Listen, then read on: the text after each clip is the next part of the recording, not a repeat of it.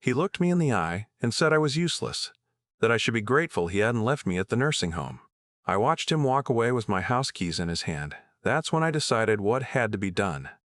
My name is John.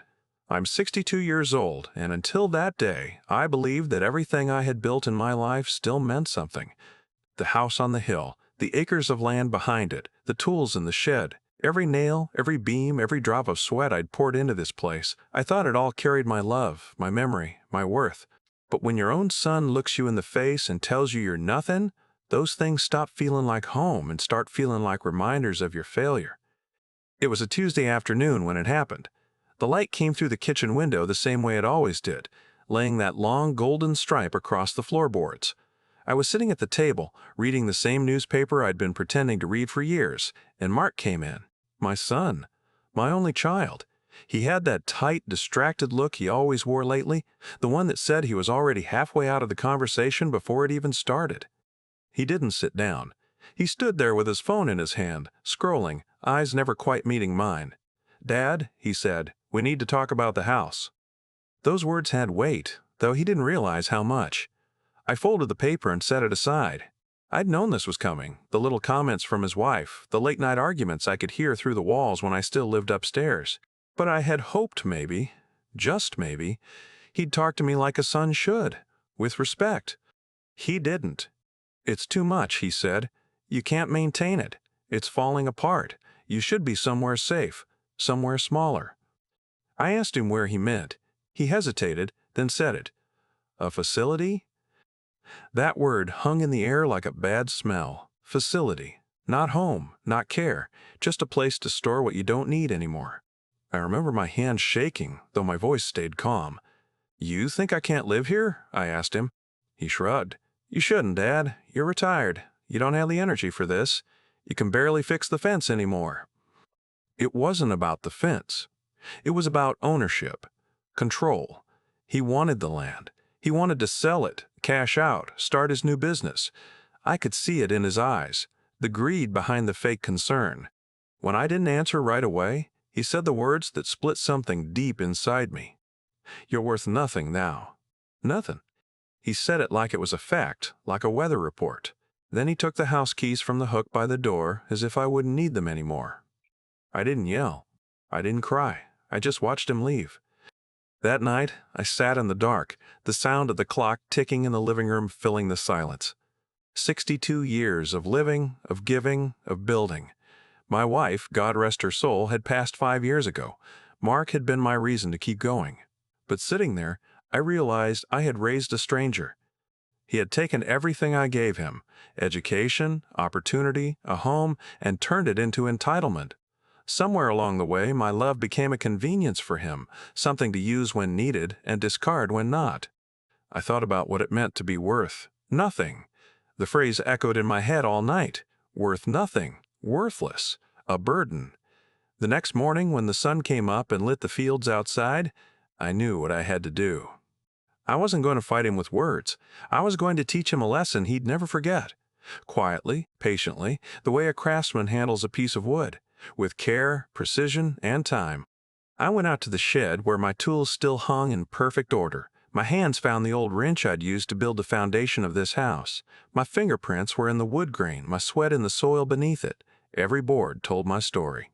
If I was truly nothing, then he would soon find out what life felt like without the man who made everything he took for granted. Over the next few days, I started packing. Not in a rush, not like a man forced out. I did it slowly, methodically. I placed my wife's picture in a small box, wrapped my father's pocket watch in cloth, and stacked my ledgers, the ones Mark never bothered to understand, inside a suitcase. He came by once more that week, his tone brisk, his patience thin. "Dad, they'll come from the agency on Friday to discuss options." Agency. Another word that stripped me of identity. I nodded. "All right, son." He left, thinking he'd won. But that Friday, when the social worker knocked, the house was empty. No boxes, no clutter. Just silence and an envelope on the table. Inside it were two things: the deed transfer I'd signed months ago into a private trust, and a short note. All I ever wanted was respect. You'll understand what nothing feels like soon enough. That night, I slept in a small rented room above the old bakery downtown, the kind of place no one thinks to look for an old man. I had money, more than he knew, and time, which was the real weapon. As I sat by the window, watching the lights in my hometown fade into the night, I thought of my late wife's voice. She used to say, "John, patience is a kind of power." I finally understood what she meant. Mark thought I had nothing left to give, but the truth was, I had one last lesson to teach him, and he'd learn it not from my anger, but from my absence. Because when you take everything from a man who built your world, you don't realize how much of that world was held together by his quiet, unseen hands. And soon, my son was about to learn what happens when those hands let go. When you've lived 62 years, memories don't come in order anymore. They come in waves, sometimes gentle, sometimes sharp enough to cut. As I sat in that small room above the bakery, listening to the hum of the refrigerator and the muffled sound of cars outside, the past came back like the smell of sawdust on my hands. I could see that first spring when we laid the foundation for the house. Back then, the land was just dirt and promise. I had bought it with every penny I'd saved from years working construction jobs that broke my back and made my fingers swell by evening. I was 26, newly married to Margaret, and we had dreams bigger than our pockets. She used to come out every evening with lemonade in one hand and that soft smile of hers that made the work feel holy. I remember her laughter when I lifted our son, Mark, in my arms for the first time. He was so small, his whole hand barely wrapping around my thumb. "You'll make him strong," she'd said, "just like you." And I had promised her I would. Every plank of that house was built for them. I'd work 10-hour days on other people's homes, then come home and keep building ours by lantern light. The neighbors thought I was crazy, hammering at midnight, shaping beams by the light of a single bulb, but I didn't care. Every nail I drove into the wood was a prayer for our future. When the house was done, Margaret painted the front door a deep green. "It feels alive," she said. And it did. We had everything we needed, a garden in the back, apple trees that grew strong, and laughter that filled every room. Mark grew up chasing fireflies in that garden, climbing the old oak behind the barn, helping me fix fences in the summers. He'd hold the hammer all wrong, but I let him, because I wanted him to learn by doing. "Measure twice, cut once," I'd say, and he'd roll his eyes, pretending to be bored. But he'd remember it, or so I thought. I taught him everything I knew: how to work with his hands, how to respect what you build, how to take care of people before you take care of profit. Somewhere along the way, those lessons got buried under his ambition. When Margaret got sick, I saw him start to change. At first, it was fear. He hated hospitals, couldn't stand the sound of machines. But after she passed, something hardened in him. It was as if grief had turned to entitlement. He wanted what he thought life owed him, not what he earned. I'd catch him talking to bankers and realtors about long-term investments and asset potential. I didn't think much of it then. I thought he was just learning how the world worked. I didn't realize he was already planning for a future where I was just a line in his ledger. After Margaret's funeral, the house went quiet. Too quiet. I kept myself busy fixing things that didn't need fixing. The gate latch, the gutters, the porch steps. Anything to fill the silence. Mark moved back in a few months later, said he wanted to help me manage things. It sounded kind then. I didn't see the cracks forming. He'd make little comments. "Dad, maybe you should sell the pickup." Or, "Dad, the taxes are high for someone on retirement." I laughed them off. I thought he was being practical. I didn't realize he was preparing to erase me from my own story. I remember one night vividly. It was raining hard, and the power went out. We lit candles, and for the first time in years, we sat together at the kitchen table. He was 35 then, with that polished confidence people get from reading too many business books. He told me about a new project, buying land, developing property. "We could sell this place, Dad," he said, "and use it as capital. You'd have your comfort. I'd handle the details." I looked at him and saw the boy who used to build tree houses with me. "This house isn't capital, son," I said quietly. "It's our life." He smiled politely, the way someone does when they think you're too old to understand. That smile haunts me. It wasn't love or respect. It was pity, the worst kind, the kind that comes from your own blood. In the months that followed, he started taking charge of things without asking. He paid bills directly, redirected mail, handled property insurance. I thought he was being helpful. Foolish me. When a son starts treating his father like a client, the relationship's already gone. The day he called that facility still stings. I overheard him in the hallway whispering to his wife. "He can't manage anymore," he said. "He forgets things. It's for his own good." Lies. I hadn't forgotten a damn thing. I remembered everything.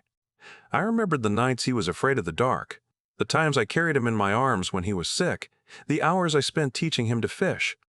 I remembered all the good he had inside him once, before greed hollowed it out. When he came to me with the paperwork, I saw the hesitation in his eyes. Somewhere, deep down, he still knew what he was doing was wrong. But pride overrules conscience faster than time erases memory. I signed what he gave me, not because I was weak, but because I was patient. I wanted him to think I was surrendering. Sometimes surrender is just the beginning of a different kind of fight. After I left the house, I walked past the oak tree one last time. The one we planted when Mark turned 10. Its roots had spread wide, deep, unshakable. I pressed my hand against the bark and whispered to myself, "I'm still standing too." When I finally got to my new room above the bakery, I spread my old ledgers across the table. Every note, every receipt, every title and trust. Over the years, I had quietly shifted things into a name Mark didn't recognize, the John M. Foundation Trust. It held the land title, the savings, even the rental property I'd bought decades ago. Mark thought he was inheriting a house. He had no idea it sat on land he didn't own. I smiled for the first time in weeks. The old lessons still worked. Measure twice, cut once. He'd built his plans on assumptions, not truth, and assumptions, like rotten wood, collapse under weight. That night, I wrote in my journal. It's a habit I picked up after Margaret died, just a few lines every evening. I wrote, "Sometimes a father's love isn't about giving. Sometimes it's about letting them fall far enough to learn the cost of forgetting who raised them." The next morning, I went to the small diner downstairs for coffee. The owner, Mrs. Kemp, looked at me kindly. "You're the man from the Hill House, aren't you?" she asked. I nodded. She poured me a cup and said softly, "You did good by that place. Everyone knows it." Her words felt like a small blessing, like the world hadn't completely forgotten who I was. And I realized something then. Value isn't about what others say you're worth. It's about what you've built that lasts beyond their greed. So I started planning, not from anger, but from purpose. Mark had told me I was worth nothing. But soon he was going to learn what nothing really means, the kind of nothing that leaves you standing in a house that isn't yours, surrounded by memories you can't sell. He'd taken my keys, but he'd never taken my knowledge. And that, I thought, was worth everything. It's strange how quickly love can rot when money enters the picture. I'd heard people say that all my life, but I didn't truly understand it until I saw it in my own son's eyes. Mark wasn't born cruel, no child is. But somewhere between his ambition and his wife's whispers, he lost sight of the man I raised him to be.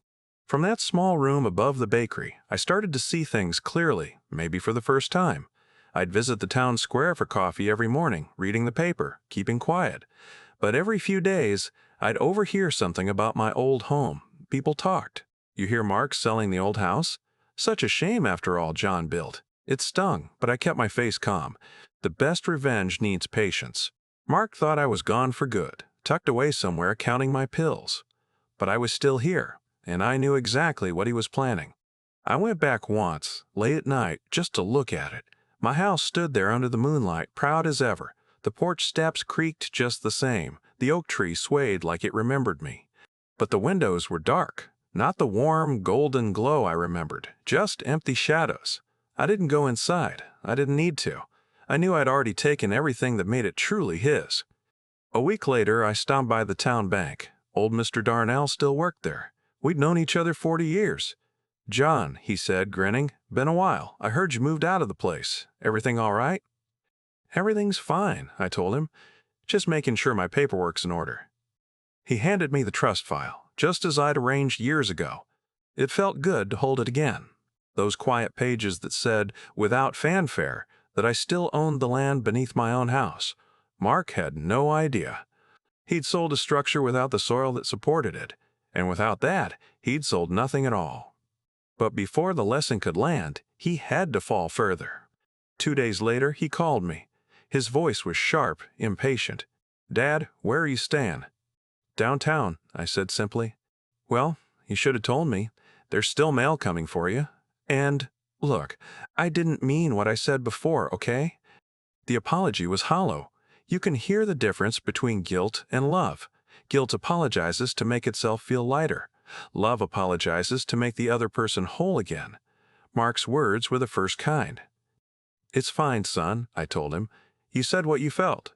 He hesitated. "We just need to move forward. The realtor says there's a buyer lined up. It'll be a big step for us." There it was. The real reason for the call. Not concern, just convenience. He wanted me to sign something, no doubt. I let him talk, his voice filling the silence like static. When he was done, I said softly, "Do what you have to do, Mark, but remember, not everything you think you own is really yours." He laughed, the same nervous chuckle he used to have when he didn't understand a math problem as a kid. "Yeah, sure, Dad. Whatever you say." When I hung up, I realized I wasn't angry anymore. Just sad. Sad that it had come to this, that a son could trade a lifetime of love for a temporary payday. But sadness doesn't build anything. Focus does. I started documenting everything. Dates, conversations, witness names. Years of working construction had taught me that every detail mattered. One misplaced nail can bring down a whole wall. One missing document could bury his plans. About 2 weeks later, I saw Mark again. He came into the bakery with his wife, Melissa. She spotted me before he did. Her smile was tight, rehearsed. "John, we didn't expect to see you here." I nodded. "Seems like I'm full of surprises lately." Mark shifted in his seat, embarrassed. "Dad, we were just discussing some paperwork. Maybe you can come by next week to finalize things." I sipped my coffee. "I already finalized everything, son. Years ago." He frowned. "What's that supposed to mean?" I leaned back, looking at him. He still had that confident look, the kind that hides insecurity. "It means you should read before you sign anything. That's what I taught you, isn't it?" Melissa's eyes darted between us. "Mark," she said quietly, "maybe we should." But I stood up before she could finish. "Don't worry, dear. You'll understand soon enough." As I walked away, I heard Melissa hiss under her breath. "What does he know?" And Mark answering, "Nothing. He's bluffing." That word again. Nothing. The next week, the realtor called me. She'd found my number through the town clerk. "Mr. Hayes," she said cautiously, "we're trying to complete the sale of your former residence, but there seems to be a complication." I smiled to myself. "Ah," I said, "you must mean the land title." "Yes," she said. "It appears the property sits on land owned by a private trust. Do you happen to know who manages that?" "I do," I said. "You're talking to him." There was a long pause. "I see," she said finally. "Then I assume you're aware the sale cannot proceed without your authorization?" "Yes," I said, "and it won't." After the call, I sat back and listened to the church bells ring down the street. That sound always calmed me, like time itself was keeping score. Mark tried to call 3 times that evening. I didn't answer. When he finally came by in person, he was furious. His car door slammed hard enough to rattle the windows. He stormed into the bakery, red-faced, waving a folder in his hand. "What the hell did you do?" he demanded. I looked up from my coffee. "Language, son. You're in public." He ignored me, slamming the papers onto the table. "You signed the land into some trust? You can't do that. You said you'd transfer everything to me." "I said I'd think about it," I corrected him. "And I did. I thought about it for a long time." He stared at me, shaking his head. "You're ruining everything. Do you even know how much money's on the line?" "Yes," I said calmly. "Enough to make you forget who you are." For a moment, I saw the boy he used to be, scared, cornered, desperate for approval. But then his pride took over again. "You're just being vindictive," he spat. "You'll die alone out of spite." I smiled faintly. "Better alone with peace than surrounded by people who see me as profit." He grabbed the folder and stormed out, cursing under his breath. People in the bakery stared, whispering. I didn't care. Pride was something you could lose quietly or lose loudly. But either way, once it's gone, you're lighter for it. That night, I wrote in my journal again. He's still my son, but he's the man the world made him, not the boy I raised. The next few days, rumors spread through town. Mark's sale had fallen through, and he was trying to renegotiate. But the land issue made it impossible. Without the land, the house was worthless. He'd built his fortune on sand, and now the tide was coming in. I went back to see the house one last time from the road. The for sale sign hung crooked, beaten by wind. The paint on the porch rails was already chipping. It looked hollow, like a body without a soul. For the first time, I didn't feel pain looking at it, just peace. You see, the house was never just wood and nails. It was a reflection of effort, of patience, of love. And those things can't be taken, not by contracts, not by greed, not even by blood. Mark thought I was nothing. But now, standing there in the quiet evening air, I realized something simple. If he'd valued me, he would have inherited everything. But because he didn't, all he inherited was the emptiness he'd created. And soon, he was about to feel just how cold family can become when love turns into transaction.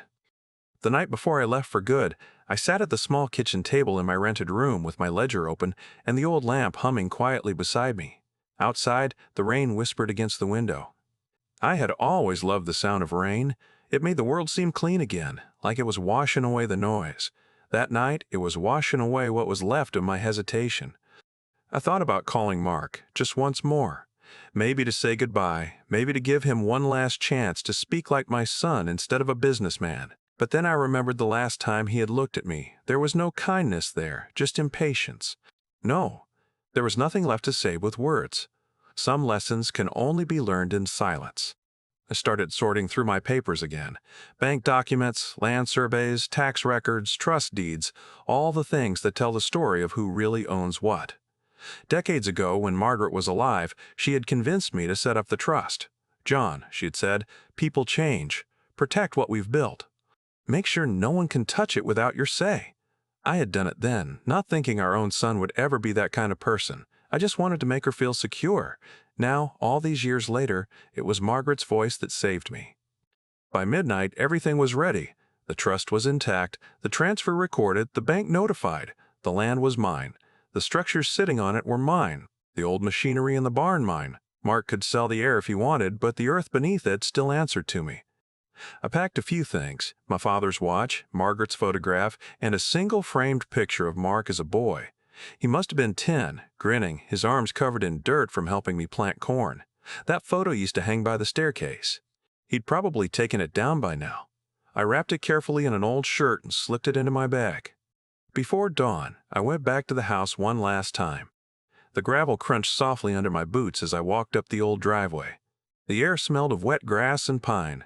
I could see the faint outline of the porch through the fog, my house, my creation, my memory.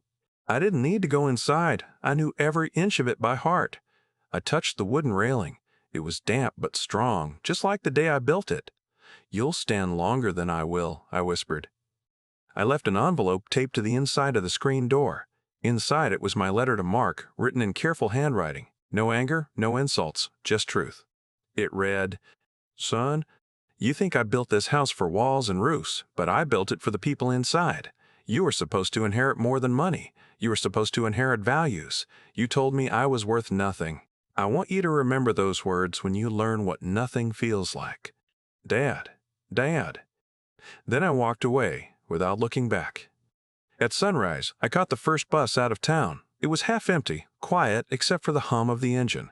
I sat by the window watching the familiar fields roll by. It felt like shedding skin. I had been holding on to that place, not because I needed it, but because I couldn't let go of the memories it held. Now I understood something Margaret had told me once.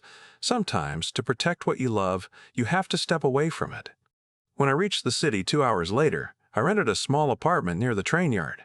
It wasn't much, but it had a balcony where I could sit and watch the world move. I spent the first few days just breathing, sleeping, thinking. Freedom has a quiet sound to it, like the creak of an old chair and the whistle of a distant train. Then I started making calls, quiet ones. First to Mr. Darnell at the bank to make sure the trust notifications had reached all relevant offices. Then to an old lawyer friend, Richard Palmer, who had helped me draw the documents years ago. "John," he said, his voice slow and deliberate, "you've done everything by the book. He can't touch that land without your signature. He's boxed himself in." "Good," I said. "I don't want to ruin him, Richard. I just want him to understand." Richard chuckled softly. "Understanding's expensive for some people, but he'll get there." I thanked him and hung up. The days passed quietly after that. I would wake up, make coffee, walk down to the river, and watch the workers unload freight. Sometimes I'd help carry a few boxes just to feel the weight in my hands again. I missed working with tools, missed the honest ache in my muscles at the end of the day. But I was building something else now, peace of mind. One evening, about a week after I left, I got a call from an unknown number. I answered. It was Mark. "Dad," he said. His voice sounded tired, uncertain. "You moved without telling me." "I did," I said. "You didn't seem interested in where I'd go." He sighed. "Listen, I'm sorry about how things happened. I was stressed. Melissa's been on my back about finances. The house needs repairs. I shouldn't have said what I said, job." It almost sounded genuine. Almost. "That's all right," I said. "I forgive you." There was a long pause. I could hear him exhale through the phone. "Good. Maybe we can start over. The realtor says the paperwork should clear soon. We'll both be better off once it sells." I leaned back in my chair, staring at the sunset outside. "Mark," I said quietly, "do you remember what I taught you about measuring twice?" He hesitated. "What?" "Measure twice, cut once. Always check what you're working with before you make the cut. Otherwise, you ruin the whole thing." "I don't understand," he said, irritation creeping back into his tone. "You will," I said. "Goodbye, son." I hung up. The next day, I called the trust office and froze all third-party inquiries. Then I waited. A few days later, Mrs. Kemp from the bakery called me. "John," she said, laughing softly, "you won't believe who came by looking for you. Your boy was stomping around like a bull, asking where you'd gone." I told him I didn't know. "Thank you," I said. "If he asks again, don't bother with details."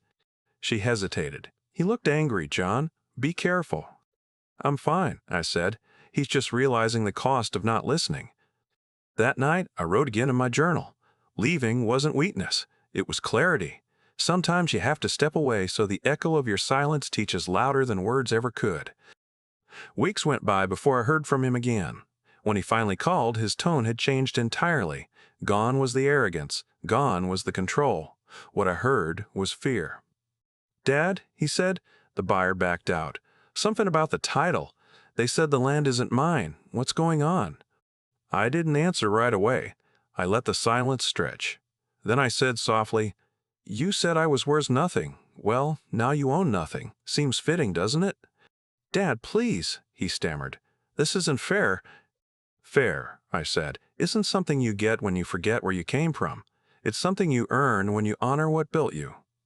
He didn't respond, just breathing on the other end, heavy and uneven. Finally, he muttered, "You're cruel." "No," I said. "I'm old. There's a difference." When I hung up, I didn't feel triumph. I just felt tired. Justice isn't always joyful. It's heavy, like carrying a stone uphill, but it keeps you steady. I sat on my balcony that evening, watching the city lights flicker like stars below. Somewhere out there, my son was realizing the truth. Margaret and I had always known. You can lose everything chasing what isn't yours. And as the night deepened, I whispered into the quiet, "Now, Mark, you'll finally understand what nothing feels like." The call came on a Monday morning, just as the sun was pouring through the thin curtains of my apartment. I had been sipping my coffee, reading an old magazine, when my phone rang again. This time, it wasn't Mark. It was the bank. "Mr. Hayes," the voice said politely, "we're calling regarding some unusual activity involving your trust account. It seems someone attempted to access it without authorization." I smiled to myself. "Let me guess," I said. "A man named Mark Hayes?" The voice hesitated. "Yes, sir. He claimed to be your son." "I know," I said calmly. "And you told him what?" "That access is restricted to the trustee," the voice replied. "That would be you, sir." "Good," I said. "You did exactly right. Thank you for the courtesy call." I hung up and set the phone on the table. For a moment, I just stared at the steam curling off my coffee. That's when I knew it had begun. The storm he'd built with his greed was finally breaking. That afternoon, I went for my usual walk by the river. The air had that early autumn chill, crisp but not yet cold. The leaves along the banks were beginning to turn, gold, orange, red, life changing quietly, as it always does. I stopped to watch the water ripple under the bridge and thought about how strange it felt, seeing justice unfold not through violence, not through shouting, but through stillness. When I got home, there were 5 missed calls and 2 voicemails from Mark. I didn't need to listen to know what they were about, but I did anyway. "Dad," the first one said, "you need to call me right now." The house sale fell apart. The buyer's lawyer says the title isn't valid. They're saying you're still the legal owner of the land. That can't be true, right? The second message came 2 hours later, his voice more frantic. Dad, the bank's frozen my account. They said something about a lien connected to the property taxes. What did you do? You can't do this to your own son. I sat back in my chair, closed my eyes, and took a deep breath. I hadn't done anything. I'd just left things the way they were supposed to be. He was the one who had tried to take shortcuts, to steal time from the man who gave it to him. The next day, there was a knock at my door. I didn't need to check who it was. I could hear him breathing on the other side. I opened it slowly. There stood Mark, pale, angry, and desperate. His suit looked wrinkled, his eyes bloodshot, like he hadn't slept in days. Dad, he said, his voice hoarse, we need to talk. I stepped aside. Come in. He walked past me, pacing like a caged animal. The sale's ruined. The buyer's backed out. The bank won't talk to me. I don't even know what's going on anymore. You have to fix this. Fix it? I asked. You mean undo the thing you did to yourself? He glared at me. You tricked me. No, I said, keeping my voice calm. I protected myself, and I protected your mother's memory. You tried to sell what didn't belong to you. You're my father, he snapped. You were supposed to help me. I did, I said softly. I helped you understand consequence. That's more valuable than money. He slammed his fist against the wall. You've ruined me. I stood slowly, letting the weight of my words settle between us. No, son, I gave you a mirror. You did the rest. He froze, his breathing slowed, eyes flicking toward the floor. For a long time, neither of us said a word. Outside, a car passed, the faint hum filling the silence. Then he said quietly, I just wanted to make something of myself. You could have, I said, if you'd remembered what made you in the first place. You thought value came from ownership, but it comes from the hands that build. I built that life for you, Mark. Every beam, every brick, every sacrifice. And you called it worthless. His eyes glistened, though he tried to blink it away. I didn't mean it like that. Yes, you did, I said. And that's why it hurt. He turned away, staring out the window. The city stretched below, busy and uncaring. What do you want from me, Dad? To beg? No, I said. I just want you to understand what nothing feels like. You said I was worth nothing. Now you see what that word costs. He exhaled, long and shaky. So that's it? You're just going to let me lose everything? I walked over to the small bookshelf by the window and took down an envelope. It had been sitting there for weeks, sealed and waiting. I handed it to him. This isn't punishment. It's the lesson you should have learned years ago. Open it when you're ready. He hesitated, then took it, eyes searching mine for something. Forgiveness, maybe. But forgiveness doesn't come with words. It comes with time. He turned and left without another word. When the door closed, I felt the quiet settle around me again. No anger, no relief. Just a deep calm. Justice isn't about revenge. It's about restoration. You don't destroy what wronged you. You rebuild what was taken from you, even if that means rebuilding alone. 3 days later, a letter arrived in my mailbox. It was from Mark. His handwriting was messy, like he'd been shaking. I opened it carefully. Dad, I opened the envelope. You left me the deed to the tool shed and the workshop. Nothing else. At first, I thought it was a joke. Then I went there. The keys worked. Inside, everything was still there. The tools, the drawings, the notes you wrote on the walls about measurements and joints. I sat there for hours. I don't know why, but I started cleaning up. It felt peaceful. I remembered the smell of sawdust. I remembered you teaching me how to hold a hammer properly. I guess I forgot how much I missed that. I'm sorry. Mark. I read it twice. Then I folded it and placed it in my ledger, right between the trust papers.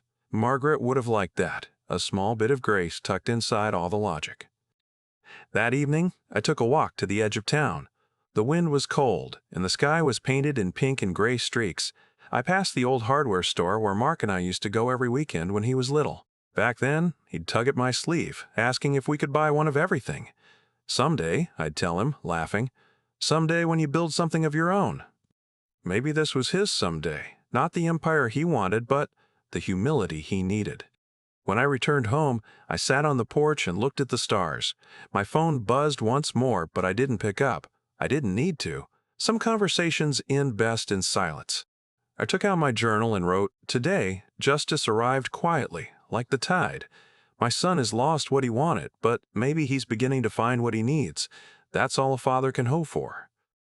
I closed the book, leaned back, and listened to the night. Somewhere, far away, I imagined Mark standing in that old workshop, surrounded by the tools of his childhood. Maybe he finally understood that what I left him wasn't wood and metal. It was the truth. And truth, unlike money, never loses its worth. A few months have passed since that morning when Mark stood at my door, trembling with anger and confusion. The seasons have shifted again. The river near my apartment is beginning to freeze at the edges, and the trees that once burned with gold are bare now, their branches thin as old bones. I've always liked this time of year. The world quiets down, the noise fades, and the truth, what's left of it, stays. Every morning I still wake before sunrise. Habit, I guess. You don't spend 40 years rising early to work and suddenly learn to sleep in. I brew a pot of coffee, open my small window, and let the cold air in. The city hums softly, alive but distant. I like it that way. The distance. It reminds me that peace doesn't always come from being surrounded by people. Sometimes it comes from knowing you've done right by yourself, even when others didn't. I haven't heard from Mark in over a month now. The last I saw of him was a short note he left at the bakery where Mrs. Kemp works. It said simply, "I'm sorry, I'm trying to do better." There was no signature, but I didn't need one. The handwriting was unmistakable, still uneven, like the boy who used to scribble on my blueprints with crayons. I've kept that note. Not because I'm waiting for anything, but because I know what it takes for pride to bend.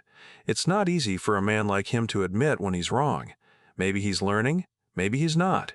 Either way, that part's his journey now. Mine is nearly finished. Sometimes I walk past my old neighborhood. The house still stands. The paint is duller, and the lawn has grown wild, but the bones are strong.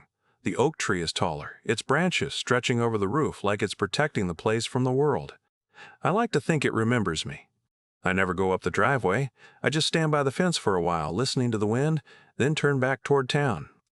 Last week, I ran into Mr. Darnell at the bank. He smiled wide and said, "John, you heard about your son? He reopened your old workshop." "Did he?" I asked, pretending to be surprised. "Oh yes," he said. "Word is he's taking on small carpentry jobs again. Even fixed up the porch steps for the Johnsons. Said he's finding his way back to honest work." I nodded, not trusting myself to speak right away. For a moment, I felt something heavy lift from my chest. The old workshop. The smell of wood, the hum of tools.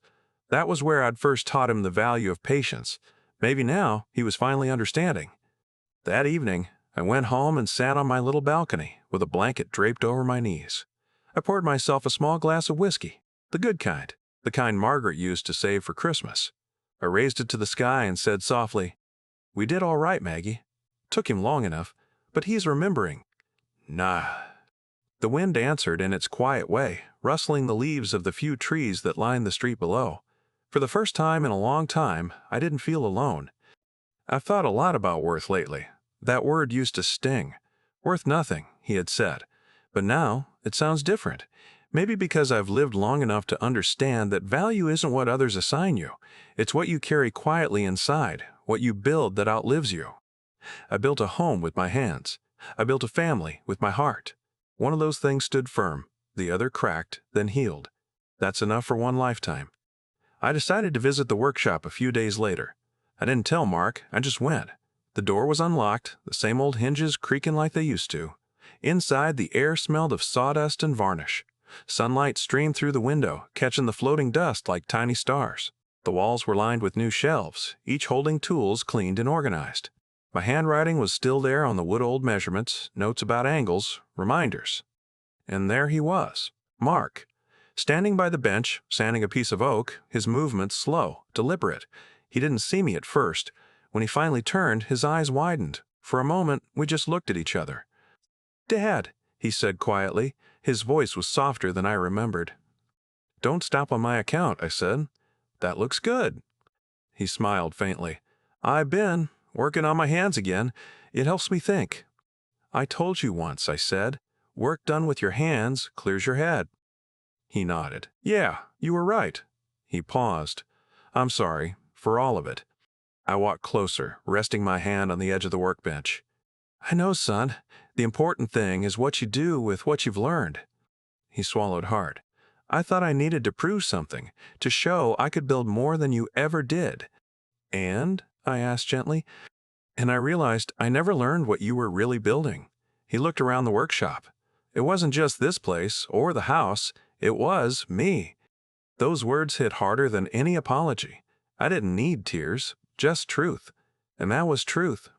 We didn't talk much after that. Sometimes silence says everything that needs saying. I helped him lift a few boards onto the sawhorse. We worked side by side for a while, the rhythm of our tools filling the air. For a moment, time folded back on itself. I could almost hear Margaret humming from the kitchen window, the world whole again. When I finally stepped outside, Mark followed me to the porch. The sky was gray, the air heavy with the promise of snow. "You gonna stay in town?" he asked. "Maybe for a while," I said. "I've grown to like my little place." He nodded. "You're welcome here, any time." "I know," I said. "Take care of this place, Mark. Not just the wood and nails, the lessons too." He smiled then, a real smile, the kind I hadn't seen since he was a boy. "I will." As I walked away, I felt lighter. The kind of light that comes when you stop carrying things that no longer belong to you. The anger, the disappointment, they'd done their job. They burned through everything until only the truth remained. Back home, I sat down with my journal one last time. The pages were nearly full now. I wrote slowly, choosing each word with care. People say revenge feels sweet, but it doesn't. It feels quiet, like a wound finally scabbing over. I didn't want to hurt my son. I wanted him to see. Sometimes seeing is the hardest punishment of all. He called me nothing, but now he knows. Even nothing can hold the weight of everything when it's built with love. I closed the journal and set it aside. Outside, snow had started to fall, soft and steady. The world was turning white, clean again. I leaned back in my chair, eyes on the window. For the first time in years, I felt peace settle in my bones. Maybe that's what justice really is, not getting even, but finding stillness after the storm. My name is John Hayes. I'm 62 years old. My son once said I was worth nothing, but I built a house that still stands, a family that still breathes, and a lesson that will outlive us both. And maybe, just maybe, that's worth everything.